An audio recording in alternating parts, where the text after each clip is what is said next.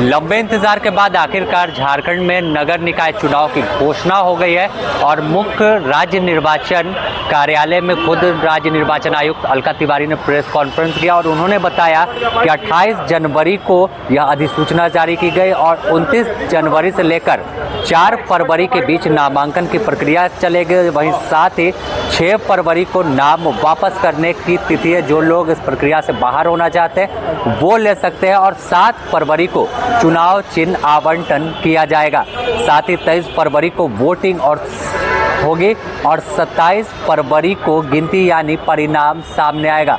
बता दें कि करीब 4000 से अधिक जो मतदान केंद्र हैं वो बनाए गए हैं और यह चुनाव बैलेट पेपर से होगा और बैलेट पेपर के जरिए ही तमाम वोटर अपने वोट का इस्तेमाल कर पाएंगे। अगर हम देखें तो साफ तौर पर इसमें नोटा का ऑप्शन नहीं होगा। अगर कोई प्रत्याशी किसी को पसंद नहीं होगा तो वो साफ तौर पर नोटा का इस्तेमाल नहीं कर पाएंगे। किसी भी प्रत्याशी को वोट उन्हें करना पड़ेगा और तमाम प्रक्रिया बैलेट पेपर से होगी। अगर हम देखें तो अब तक राज्य में 3 बार निकाय चुनाव हो चुके हैं, लेकिन इंतज़ार था कि आखिर कब चुनाव की घोषणा होगी और वो इंतज़ार भी अब खत्म हो गया है। हम सुनाते हैं कि क्या कुछ बता रही हैं राज्य निर्वाचन आयुक्त अलका तिवारी। मैं ये बताना चाहूँगी कि राज्य के अंतर्गत कुल 48 नगर पालिकाओं में आम निर्वाचन कराया जाना प्रस्तावित है। इन 48 नगर पालिकाओं में 9 नगर निगम है, 20 नगर परिषद हैं और 19 नगर पंचायत हैं। इन 48 नगर पालिकाओं में कुल 1087 वार्डों में वार्ड पार्षदों तथा उक्त सभी नगर पालिकाओं के महापौर तथा अध्यक्ष का प्रत्यक्ष निर्वाचन गैर दलीय आधार पर कराया जाएगा। उप महापौर और उपाध्यक्ष का पद अनारक्षित है और उसका निर्वाचन अप्रत्यक्ष रूप से होगा। नगर विकास एवं आवास विभाग द्वारा झारखंड नगर पालिका निर्वाचन एवं चुनाव याचिका नियमावली 2012 में संशोधन किए गए हैं, जिसके अंतर्गत जो ये नगर पालिका निर्वाचन होने जा रहा है ये प्रथम आम निर्वाचन मानते हुए इसी प्रकार से आरक्षण की कार्रवाई की गई है।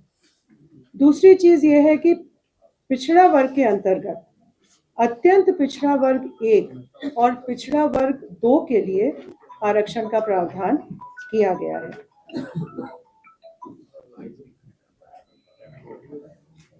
जहां तक मतदाता सूची का प्रश्न है, भारत निर्वाचन आयोग द्वारा 1 अक्टूबर 2024 को एलिजिबिलिटी डेट मानते हुए जो विधानसभा निर्वाचन क्षेत्र के लिए मतदाता सूची तैयार की गई है, उसी को ही आयोग द्वारा वार्ड वार विखंडित किया गया है, उसका डिसइंटीग्रेशन किया गया है और इस मतदाता सूची के अनुसार नगर पालिका क्षेत्र में कुल मतदाताओं की संख्या 43,33,574 है, 43,33,574, जिसमें पुरुष मतदाता 22,07,203 है और महिला मतदाता 21,26,227 है। तृतीय लिंग के मतदाता 144 है। मैं बताना चाहूंगी कि मतदान के लिए जो आइडेंटिटी जो पहचान सुनिश्चित करने के लिए डॉक्यूमेंट है, एक तो एपिक है जो इलेक्शन कमीशन देता है, मतदाता पहचान पत्र।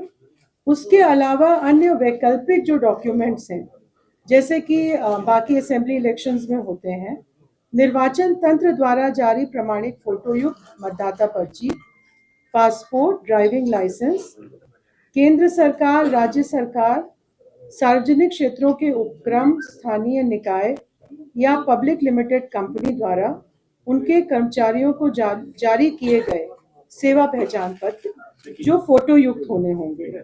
इसके अलावा पैन कार्ड, आधार कार्ड, एनपीआर, एमजी नरेगा के अंतर्गत फोटो युक्त जॉब कार्ड, फोटो युक्त स्वास्थ्य बीमा योजना या स्मार्ट कार्ड, फोटो युक्त पेंशन पेपर, ये सभी डॉक्यूमेंट पहचान के लिए वैलिड माने जाएंगे।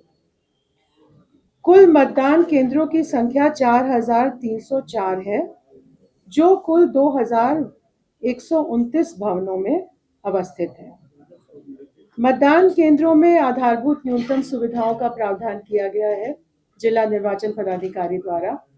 पेयजल की व्यवस्था, शौचालय, प्रकाश, इसके अलावा जो दिव्यांग व्यक्ति हैं उनके लिए रैंप का भी प्रावधान किया जाएगा।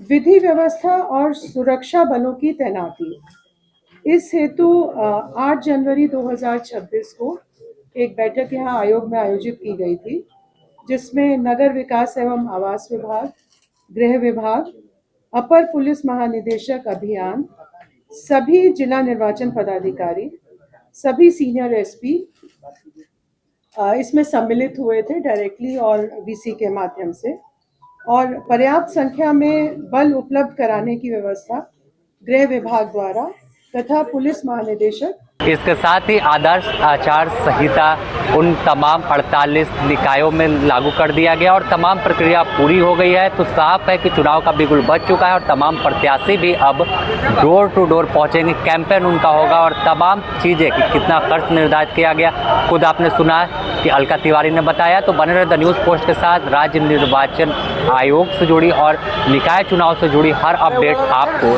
सबसे पहले देंगे। अपने सहयोगी संतोष के साथ Sameer, the news post, Ranchi.